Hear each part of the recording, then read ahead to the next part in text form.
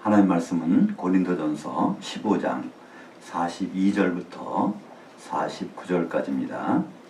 같이 읽겠습니다.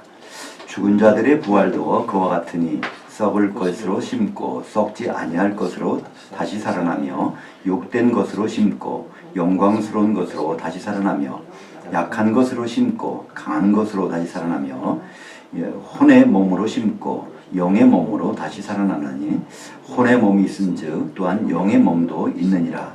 기록된 바 첫사람 아담은 산 혼이 되었다 함과 같이 마지막 아담은 살려주는 영이 되었나니 그러나 먼저는 영의 사람이 아니요 혼의 사람이요 그 다음에 영의 사람이라.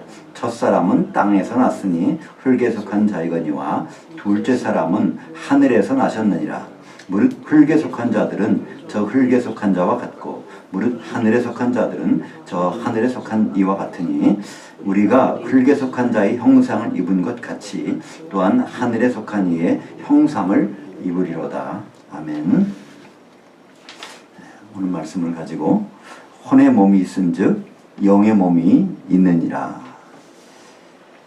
오늘 본문 고린도전서 15장 44절 말씀을 제목으로 선택을 했습니다. 물론 우리가 가지고 있는 성경을 보면 이 혼의 몸이라는 단어는 찾아볼 수 없습니다. 그것을 육의 몸이라고 번역을 해놨기 때문에 그런데요. 성경 원전에 보면 육의 몸이 아니고 혼의 몸으로 돼 있어서 오늘 본문도 그렇게 혼의 몸으로 우리가 같이 봉독을 했습니다. 세상에 살아있는 사람은 이 혼의 몸을 가지고 살고 있는 것입니다. 그렇기 때문에 모든 사람은 죽습니다.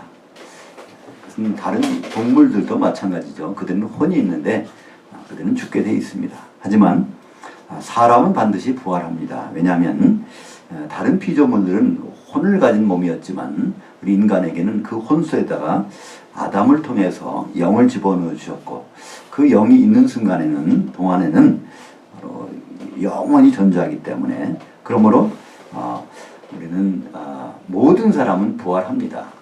그러니까 예수 믿는 사람만 부활하고 예수 안 믿는 사람은 부활을 하지 않는다는 생각도 있지만 그것은 성경적이 아닙니다.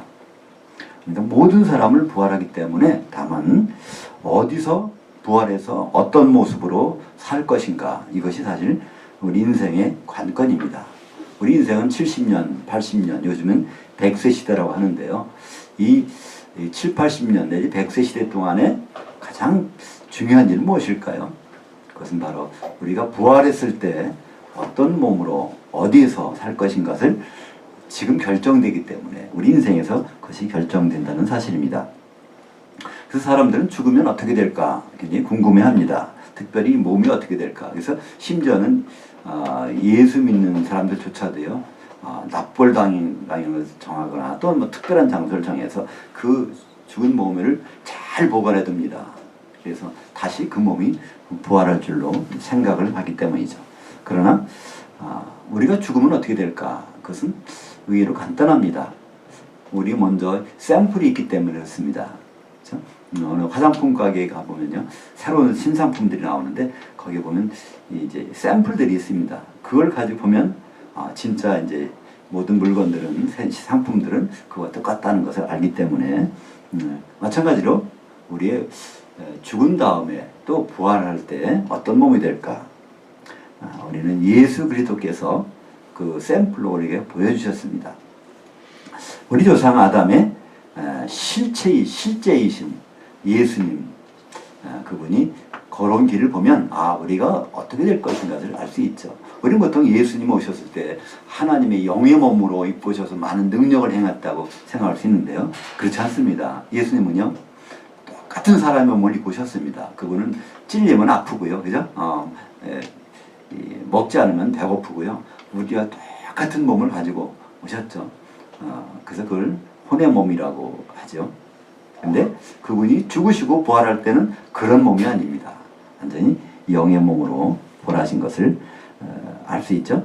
어떤 나무가 이게 무슨 나무인지 모르겠는데 이게 보통 사과나무는 이제 5, 6년 되면은 이게 나무가 사과가 열리는데 요즘에는 이제 조금 그 개량이 돼갖고 한 3년 정도만 되면요, 사과나무에서 열매가 열린다고 합니다. 그러니까 적어도 3년 동안은 기다려 봐야 됩니다. 이게 뭔지를 모르기 때문에. 근데 한번 사과가 열렸다면 그 다음 해부터는 반드시 사과가 열립니다. 마찬가지로 예수님이 부활한 몸이 있기 때문에 우리도 예수님 안에서 부활하게 되면 반드시 그런 과정을 똑같이 밟게 된다는 것이죠. 고린도전서 15장 20절에 보니까 그러나 이제 그리스도께서 죽은 자들 가운데서 일어나사 잠자는 자들의 첫 열매가 되셨도다. 예수님이 이제 그 나무의 생명나무의 첫 열매가 되었기 때문에 우리도 이제는 똑같은 과정을 밟아갈 것입니다. 성경에서는 이 자를 혼이라고 합니다. 내가 누구일까? 사실은요, 눈에 보이는 이 저가 아닙니다. 그죠? 이 속에 들어가 있는 제 자신이 이게 바로 제 자신 자아겠죠? 그것을 성경에서는 혼이라는 말을 사용합니다.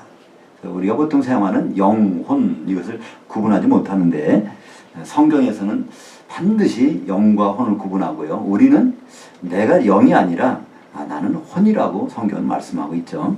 그것을 시편 130편 5절에도 그 혼이라는 것, 바로 히브리 말로는 네페시라고 하는데 혼이 나 자신이다 이렇게 얘기를 하고 있고요. 누가복음 9장 23절과 25절에도 예수님은 계속 말씀하십니다.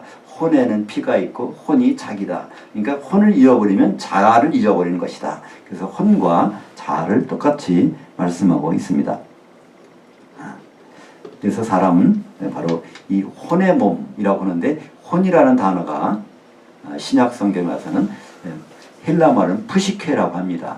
이 푸시케의 형용사형, 혼적인 것, 그것을 푸시키코스라는 단어를 쓰고 있죠. 오늘 본문에 나오는 고린도전서 15장 44절과 46절에 보면 거기에 혼의 몸, 혼의 생각, 혼이라는 말이 나오는데요.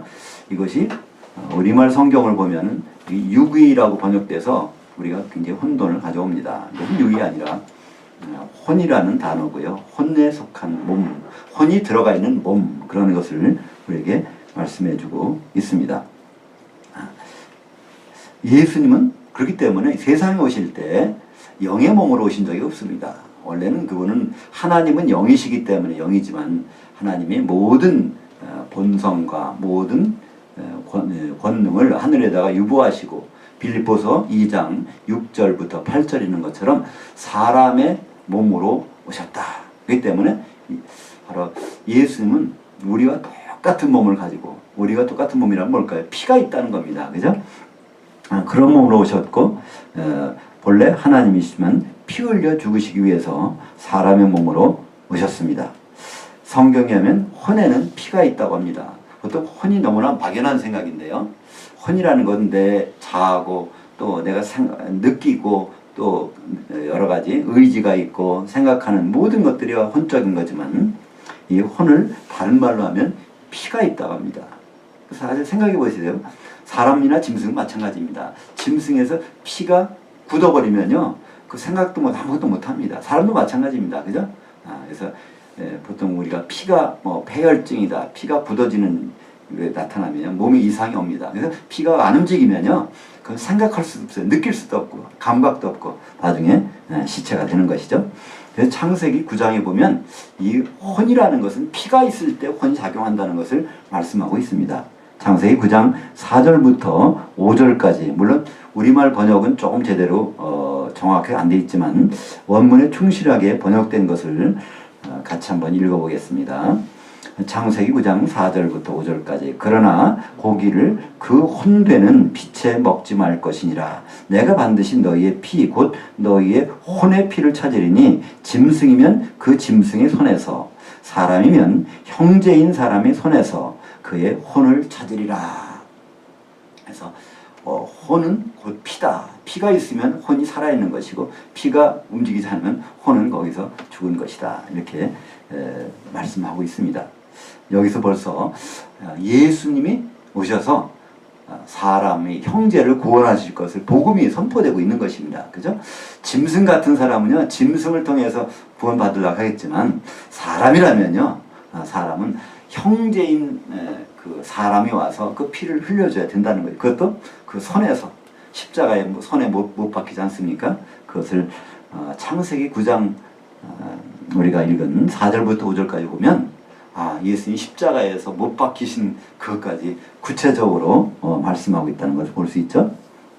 사람이라면요, 바로 형제된 사람이 분명히 피를 흘려야 된다는 것입니다. 누가 형제가 됐을까요? 바로 예수님은 우리의 형제십니다. 히브리서 2장 11절에 보면 거룩하게 하시는 이와 거룩하게 함을 입은 자들이 다 한 근원에서 난지라. 그러므로 형제들이라 부르시기를 부끄러워하지 아니하시고. 거룩하게 하시는 이가 누굴까요? 그건 예수 그리스도십니다. 그리고 거룩하게 함을 입은 자들은 누굴까요? 그건 성도들이죠.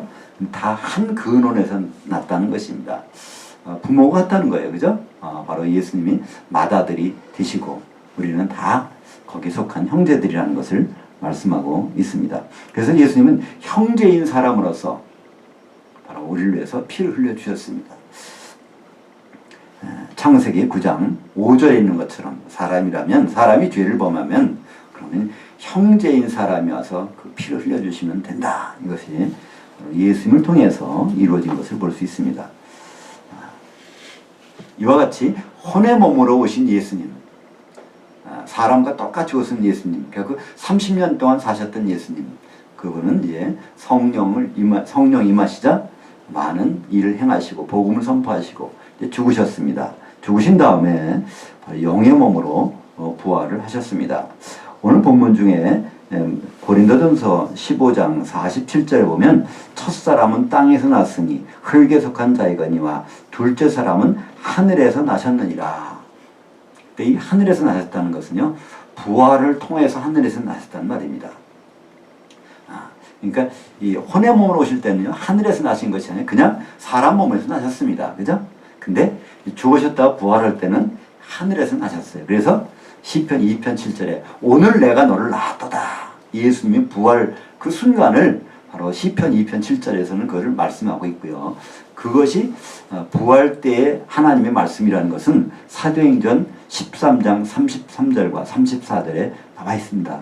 시편 2편 7절의 그 말씀은 예수님이 죽었다가 살아나셨을 때 하나님이 선포하신 말씀이라는 것을 우리가 말씀하고 있죠. 그렇기 때문에 예수님이 영의 몸으로 하늘에서 나신 것은 부활 때 일이고, 마리아의 몸에서 나신 것은 그것은 혼의 몸으로 나셨다는 것이죠. 그것을 오늘 말씀은 구분해서 우리에게 말씀해 주고 있습니다. 그렇기 때문에 우리는 다 혼의 몸을 가지고 있는 사람들입니다. 물론 혼의 몸을 가지고 이 혼이 우리 몸에 들어와 있는데 그 속에 들어간 영이, 죽은 영이 살아난 사람은 거듭난 사람이죠. 그렇기 때문에 거듭난 사람이 우리는 바로 천국에 들어와서 주님의 몸을 이루기를 원하는 것인데, 그렇다고 해서 우리가 거듭났다고 해서 우리는 영의 몸이 되는 것은 아닙니다.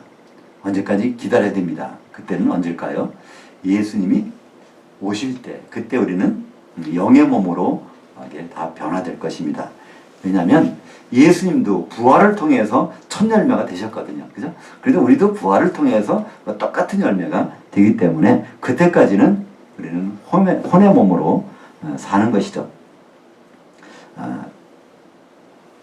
마치 나비가, 원래는 나비가 아니었죠. 나비는 원래 뇌를 보면 뽕잎을 먹고 있는 평면상을 2차원을 움직이는 그런 애벌레였습니다. 근데 뇌의 고치 속에 들어가서 나올 때는요, 2차원을 움직이는 것이 아니라 날개도 달리고요, 바로 3차원을 돌아다니는 전혀 새로운 몸으로 변화되는 것이죠. 우리가 지금은 이렇게 이런 생활을 하고 있지만 부활 때는요, 이와는 전혀 다른 그런 모습. 그건 지금 우리가 설명을 들어도 잘 이해는 안 갈 것 같습니다. 그죠? 왜냐하면 뽕잎을 먹고 있는 뇌한테 그것을 설명해 줄 수 있는 방법이 있다고 해서 설명해 준다고 하더라도 그들이 나비의 세계를 어떻게 이해할 수 있을까요? 그러면 이 세상을 살아가는 혼의 몸과 부활 때 입게 될 영의 몸의 그 차이가 궁금하지 않습니까? 혼의 몸이라는 것은 우리가 지금까지 살펴봤듯이 피가 있는 몸입니다. 근데 영의 몸은요, 피가 없다는 거예요. 왜냐하면 우리가 창세기 9장 4절과 5절에서 봤듯이 바로 혼은 바로 피라고 했으니까 그래서 피가 없는 몸은 바로 그것이 바로 영의 몸입니다. 그러니까 피가 없다면 우리는 굉장히 자유로울 수 있습니다. 예수님처럼 말입니다. 그죠? 예수님이 부활하신 다음에 문이 잠겨져 있는 제자들이 거기서 숨어 있는 그곳에 들어왔습니다. 벽을 통과해서 들으셨어요. 왜 그럴까요? 피가 없기 때문에, 영의 몸이시기 때문에 그렇습니다. 또 그 전에도 막달라 마리아를 만났지만 막달라 마리아는 알아보지 못했죠. 나중에 보면 동산직인 줄 알았다. 그러니까 전혀 외모가 달라진 것입니다. 또 제자 한참 후에 갈릴리에서 7명의 제자가 예수님을 만나는 장면이 요한복음 21장에 나옵니다. 그때 거기서 생선을 굽고 있는 분이 있었는데 제자들은 못 알아봤습니다. 바로 얼마 전에 적어도 한 여드레 전쯤 되겠죠. 그 전에 예수님이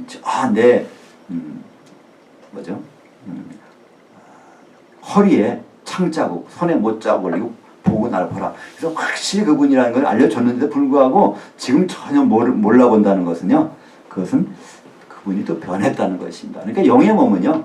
피가 없기 때문에 시공간의 제약을 받지 않고 자유롭게 변화되고 그런 몸이 바로 영의 몸입니다. 우리 몸이 고쳐져서 정말 예를 들어서 남한장구와 같이 문둥병이 걸렸다가 요단강에 7번 들어갔다 나오니까 마지막에 7번 그때 들어가 나오니까 한 몸으로 변화된 그런 변화된 몸이 영의 몸이 아니라 전혀 다른 몸이 된다는 것이죠.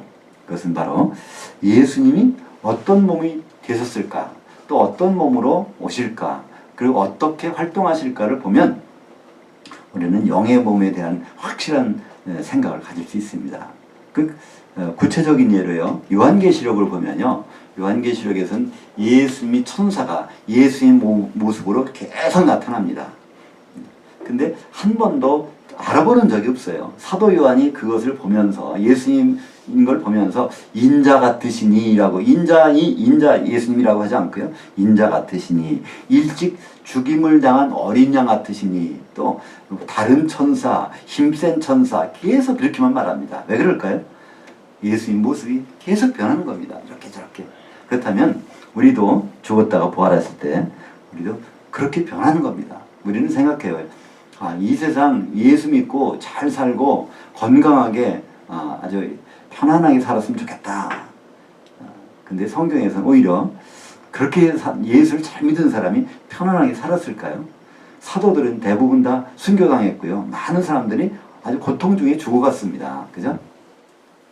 그것은 그들이 그걸 감당할 수 있었던 것은 무엇일까요?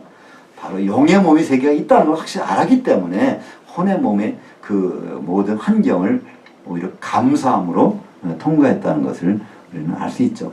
우리 신앙생활도 마찬가지일 것입니다.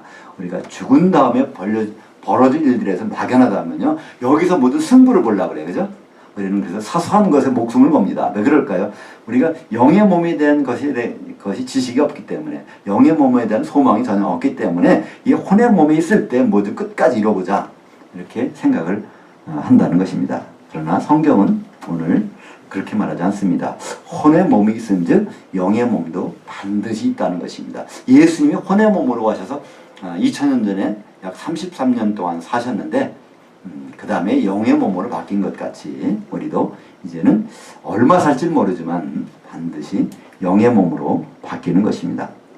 그렇기 때문에 우리는 영의 몸으로 바뀌었을 때 어떤 삶을 살게 될 것인가 그것이 궁금해야 되고 그것을 준비하는 단계가 지금 혼의 몸에서 우리가 해야 될 일이라는 것이죠. 사랑하는 여러분, 부활은 반드시 있습니다. 고린도전서 15장 19절에 보니까 만일 그리스도 안에서 우리가 바라는 것이 다만 이 세상의 삶뿐이면 모든 사람 가운데 우리가 더욱 불쌍한 자이리라. 그러니까 예수 믿는데 우리가 이 세상 삶이 다라면요 참 불쌍하다는 거예요. 사실 불쌍하지 않습니까? 지금 여기서 이렇게 할 일이 없잖아요. 더 좋은 곳에 가서 아주 편안하게 즐기면서 살 수 있는 기회들, 시간들은 얼마든지 있을 것입니다. 근데 그것이 다라는 것이 아니죠. 그래서 영의 몸이 입는데 영의 몸을 입는 것은 분명한 사실입니다. 누구나 다 죽으면 영의 몸을 입습니다. 근데 영의 몸을 입는 것은 성경에 세 가지 케이스가 나와 있습니다. 맨 첫 번째는요, 예수님이 죽으셨다가 부활할 때 영의 몸을 처음으로 입으셔서 천년명화 되셨고요. 그 다음에 우리 성도들이 이제 죽었다가 나중에 주님 오실 때 우리들이 부활해서 영의 몸을 입을 것입니다. 그리고 마지막으로는요, 천년왕국이 지난 다음에 이제 음부에서 사망 가운데서 바다 가운데 있던 모든 죽은 사람들을 살려서 그들이 심판받을 때 그들도 영의 몸을 입을 것입니다. 그래서 영의 몸을 입을 찬스는요, 인간에게는 이제 두 번 있습니다. 근데 어떤 영의 몸을 입을 것인가, 그것이 우리가 혼의 몸을 입고서 고민해야 될 문제라는 것이죠. 고린도전서 15장 22절 하반절부터 24절까지는 이것을 아주 세밀하게 상세하게 우리에게 말씀해주고 있습니다. 그리스도 안에서 모든 사람이 삶을 얻으리라. 모든 사람이 부활한다는 거예요. 그죠? 새로운 사람. 그러나 각각 자기의 차례대로 되리니 먼저는 첫 열매인 그리스도요. 주님의 부활입니다. 다음에는 그가 강림하실 때 그리스도에게 속한 자요. 그리스도의 심판대 앞에 서는 것이죠. 그 후에는 마지막이니 그가 모든 통치와 모든 권세와 능력을 멸하시고 그 나라 천년왕국을 아버지 하나님께 바칠 때라. 그것은 백보자 심판 때입니다. 사랑하는 여러분, 초림 때는 예수님은 독생자로 오셨습니다. 혼의 몸으로 오셨습니다. 그러나 재림 때는 영의 몸으로 오시고 맏아들로 오실 것입니다. 히브리서 1장 6절에 보면 맏아들을 이끌어 세상에 다시 들어오게 하실 때, 그러니까 재림 예수의 표현을 그렇게 얘기합니다. 맏아들로 오신다는 겁니다. 왜 맏아들을 그때 오시게 하실까요? 예수님은 죽은 자들 가운데서 부활해서 이미 맏아들이 되셨기 때문입니다. 그러니까 예수님이 맏아들 되신 것은요, 2000년 전의 사건입니다. 근데 사실 맏아들이 완성되는 것은요, 나중에 완성됩니다. 언제 완성될까요? 정말 하나님의 자녀 우리가 완전히 인정을 받을 때, 그때 됩니다. 왜냐하면 어느 집에 맏아들이 있는데 아들이 하나밖에 없다면 아직은 명목적인 맏아들이지 실질적인 맏아들이 아니라는 것이죠. 그렇기 때문에 우리에게는 바로 예수님을 실질적인 맏아들이 되게 하는 부활, 그것이 우리에게는 가장 중요한 부활이죠. 의미 있는 부활입니다. 우리가 정말 하나님 앞에 자녀로서 합당하게 인정받게 되면 예수님이 합법적인 또 실질적인 맏아들이 될 수 있게 되기 때문이죠. 이런 부활을 성경에서는 특급 부활이라는 말을 씁니다. 바울은 빌립보서 3장 11절에 이렇게 말합니다. 어떻게 해서든지 죽은 자 가운데서 특급 부활에 이르려 하노니. 물론 우리말 성경에서는 그냥 부활에 이르려 하노니라고 되어 있습니다. 이 부활이라고 하는 단어는 헬라어로 아나스타시스라고 합니다. 이 스타시스라는 것은 벌떡 일어선다는 거죠. 일어서는 것. 아나라는 말은요, 다시, 그러니까 아나스타시스는 부활이란 뜻입니다. 근데 사도 바울이 말하는 것은요, 나는 아나스타시스에 이르기를 원한다는 뜻이 아니라 여기다 X를 붙입니다. 엑설런트한 아주 특급 아나스타시스에 이르기를 원한다는 것입니다. 바울은 그렇게 주님의 일 사역을 감당했지만 혹시라도 백보자 심판에서 부활한 그 부활에 이르기를 원치 않는다는 거예요. 바로 특급 부활에 들어가기를 원한다고 말씀하고 있고요. 요한계시록 20장 6절에서는 이것을 첫째 부활이라고 우리말 번역이 되어 있습니다. 이 첫째 부활에 참여한 자들은 복이 있고 거룩하도다. 바로 그들이 그리스도의 제사장들이 되어 1000년 동안 그리스도와 더불어 왕노릇 했었다. 이렇게 말하고 있는데요. 그때 첫째 부활이라는 뜻도요, 맨 처음 부활이라는 의미라기보다는 거기서는요, 최고의, 제일의 부활이라는 뜻입니다. 제일 가는 부활. 그러니까 백보자 심판 받으려고 부활하는 것이 아니라 제일 가는 부활, 천년왕국에 들어가기 위한 부활. 이것을 첫째 부활이라는 말로 사용하고 있죠. 이 첫째 부활에 들어가는 것. 언제죠? 주님이 맏아들로 오실 때 거기에 참여하는 부활. 이것이야말로 특급 부활이고 제일 가는 부활이고 바로 첫째 되는 부활입니다. 우리는 그 별거 아닐까라고 생각하지만요, 그건 예수님께는 중요한 사건입니다. 예수님은 성경에서 여러 가지 역할이 있지만 대제사장이라고 그래요. 그죠? 그 성전이나 또 성막에서 가장 중요한 역할은요, 대제사장이 제물이나 향을 가지고 지성소에 들어가는 것입니다. 근데요, 대제사장에게는 반드시 있어야 될 사람들이 있습니다. 그 누굴까요? 그것은 제사장들입니다. 그죠? 제사장들이 제물을 준비하고 제사장들이 향을 준비하고 그걸 들고 가는 사람이 대제사장이기 때문에 대제사장 혼자서는요, 제사가 성립이 안 됩니다. 바로 우리 주님은 대제사장이기 때문에 우리 제사장들을 반드시 필요로 하십니다. 마찬가지로 우리 주님은 맏아들로 부활하셨지만 하나님의 합법적인 정당한 자녀들이 있을 때 그분은 진정한 맏아들이 되십니다. 그래서 우리 성도들은 주님의 은혜를 받았다고 하지만 주님께 보답할 길이 있어야 되는 거죠. 주님께 가장 보답할 길이 뭘까요? 우리가 하나님의 자녀가 되는 것입니다. 그죠? 하나님의 정말 아들들이 되는 겁니다. 하나님의 아들이 된다면 예수님을 맏아들로 우리는 세워드리는 맏아들이 어떤 지그식이 될 것입니다. 요한계시록에 보면 이기는 자에 대해서 많이 나옵니다. 이기는 자.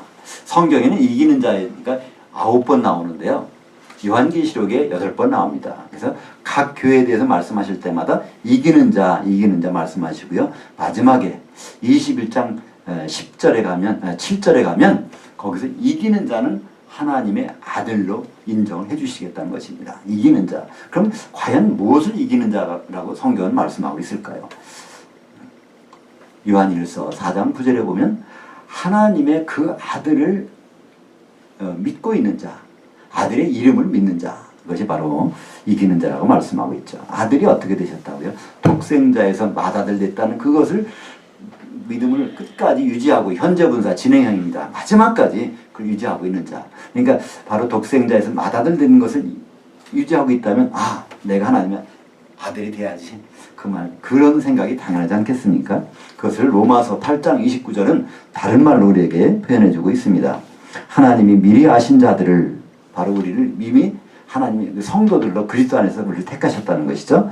또한 그 아들의 형상을 본받게 하기 위하여 이것은 그 몸을 이루게 한다는 것입니다. 영의 몸으로 그 몸을 이루게 한다는 것을 미리 정하셨으니 이는 그로 많은 형제 중에서 맏아들이 되게 하려 하십니다. 그러니까 예수님은 부활하셨을 때 이미 맏아들이 되셨는데 여기 로마서 8장 29절에 보면 또 예수님은 맏아들 되게 하기 위해서 우리들을 바로 미리 정하셨고 예정하셨고 우리들을 그분의 형상, 그분의 몸으로 만들어 가신다는 것입니다. 그래서 궁극적으로 예수님이 실제적인 맏아들 되게 하는 것, 그 누가 한다고요? 바로 우리 성도들이 그 일을 감당하도록 하셨다는 것입니다. 사랑하는 여러분, 혼의 몸의 삶이 좀 힘들고 어렵지 않습니까? 정말 이런 무더운 날씨 얼마나 그렇게 혼의 몸을 입기 때문에 참 힘들인지 몰라요. 근데 이런 육체적인 어려움보다도요, 우리는 여러 가지 정신적인 또 사회적인 가정의 여러 가지 문제들이 많이 닥칠 것입니다. 그것은 바로 혼의 몸을 가졌기 때문에 그렇습니다. 근데 이 혼의 몸을 과정을 통해서 예수님은 영의 몸으로 부활하셨습니다. 그러니까 우리가 영의 몸을 입는 과정이라고 생각을 바꿔보신다면요, 조금은 이 삶이 좀 더 편해지고 윤택해지고 소망이 넘칠 것입니다.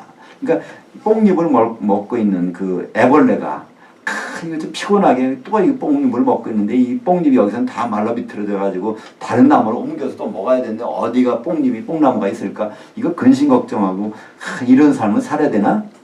그렇지만요, 그 누에가 이제 누에꽃을 만들어 속에 들어갔다 나올 때 나비로 된다는 것을 분명히 안다면요, 어서 급히 가서 먹을 겁니다. 그죠? 그거 제대로 안 먹었다가 누에꽃이가 제대로 형성이 안 되면요, 그 속에 들어갔다가 다 말라 비틀어질 거 아니에요. 그죠? 안전하게 보호가 돼야 되는데, 그걸 안다면 누에꽃이라는 것이 죽음으로 끝난다는 것이 아니라 거기서 부활의 기회라고 생각한다면 바로 여기서 뽕나무와 잎이 다 형편없어. 어디 가서라도 뽕잎을 열심히 먹을 것입니다. 어떠한 위험을 무릅쓰고라도요, 우리가 이 혼의 삶이 끝이라고 생각하면 우리는 여기서 좌절할 수밖에 없지만 영의 몸으로 부활하는데 우리는 누에꽃을 준비해야 되지 않습니까? 그 입에서 토해내는 명주실을 가지고 누에꽃을 만들어야 그 다음에 안전한 나비 세계로 갈 수 있는 것처럼 우리 혼의 몸의 세계는 이렇게 밋밋하고 또 이렇게 버겁고 두렵고 그런 세상이 아니라 영의 몸을 향해서 가고 있는 아주 중요한 터널이라는 것이죠. 바로 그 길을 통과하게 되면 이 나비의 생애를 화려합니다. 우리는 성경에서 대충의 모습을 볼 수 있어요. 그 몸이 어떻게 되는지요? 함께 신부가 되는 것입니다. 그죠? 함께, 우리들이 함께 신부가 된다는 거. 요한계시록 19장에 보면 한 세마포 입을 옷을 같이 입은 성도들이 거기 나옵니다. 또 함께 장막이 됩니다. 요한계시록 21장에 보면 하나님의 백성들이 거기를 들어오는 하나님의 장막이 되는 거죠. 하나님의 백성들은 백보자 심판에서 겨우 생명책에 이름이 있어서 구원받은 사람들이 하나님의 장막으로 들어오는데, 요한계시록 7장에 보면 바로 그 성전 휘장을, 텐트를 치는 성도들이 있습니다. 또 함께 새 예루살렘이 됩니다. 새 예루살렘의 모습을 보면요, 한 개의 벽옥이 이렇게 통째로 돼 있는, 그게 바로 성도들의 모습이라는, 한 몸이 된 모습. 그리고 그 안에 들어가 보면 또 생명나무가 있습니다. 한 나무로 된 나무. 그래서 우리가 영의 몸을 입고서 해야 될 일입니다. 얼마나 바쁜지 몰라요. 잠깐 요한계시록을 봐도 우리는요, 우리가 영의 몸을 입고서 얼마나 바쁘게 움직여야 되는지. 그전에 운동회 때 보면요, 열심히 연습하는 게 있었죠. 운동 선수들보다 더 열심히 하는 게 있었어요. 그게 뭐죠? 마스게임이라는 게 있지 않습니까? 해보신 것을 알겠지만, 마스게임 연습하려면 한 달 동안 그냥 운동장에 가서 거기서 막 그 안에 카드가 들고 바꿔 들고 하는 것에 따라서 얼마나 많은 연습하는지 몰라요. 그죠? 그럼 그게 다 됐을 때 거기서 뭐 그림도 나오고 글자도 나오고 그냥 수십 나옵니다. 계속 바뀌어가는 거예요. 그죠? 우리의 혼의 몸은 이렇게 밋밋한 생활이지만 영의 몸은 계속 바뀌어야 되는 거예요. 어린 양이 신부의 모습이 됐다가 새 예루살렘이 됐다가 하나님의 텐트가 됐다가 생명나무가 됐다가 계속 바뀌는 그런 세계. 그것이 바로 우리 영의 몸으로서 앞으로 다가올 일. 그러니까 워낙 화려하고 멋있는 세계지만 우리의 제한된 인식과 또 제한된 언어로서는 표현될 수 없는, 그것이 바로 영의 몸입니다. 혼의 몸이 있은즉 영의 몸도 있느니라. 우리는 영의 몸이 세계를 알기 때문에 지금 혼의 몸에 여러 가지 일들이 참 쉽게 또 소망을 가지고 견딜 수가 있는 것입니다. 기도하겠습니다.